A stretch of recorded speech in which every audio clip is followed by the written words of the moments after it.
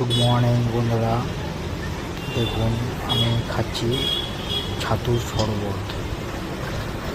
এই ছাতুর শরবত কারা কারা খান আপনারা কমেন্ট বক্সে কমেন্ট করবেন।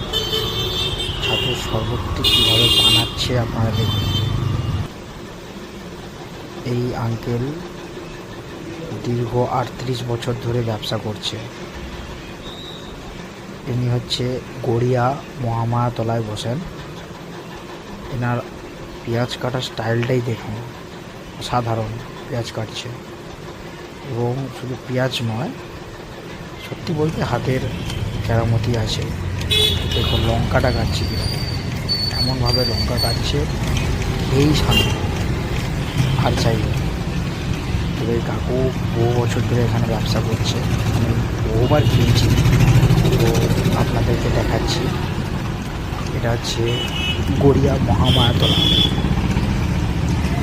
তো ওখানে বসেন, খুব সুন্দর বানায় ছাতু, লঙ্কা পেঁয়াজ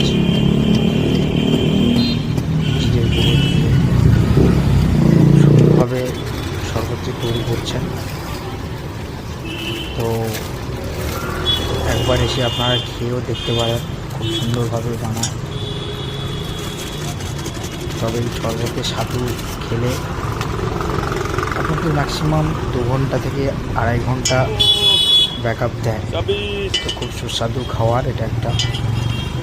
তো অনেক প্রোটিনও থাকে এই ছোলার ছাতুতে।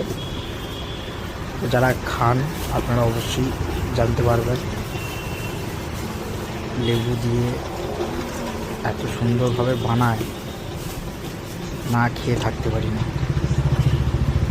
আমাদের কাজের ফাঁকে আমরা শুধু এখানে নয়, অনেক জায়গায় খেতে হয়, অনেক দূরে দূরে কাজে যেতে হয়, যেখানে পাই সেখানেই খেয়ে নিই আমরা।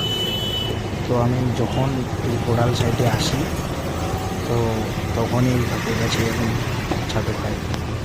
আমি খাই আজকে দীর্ঘ 8-9 বছর ধরে এখানেই খাই।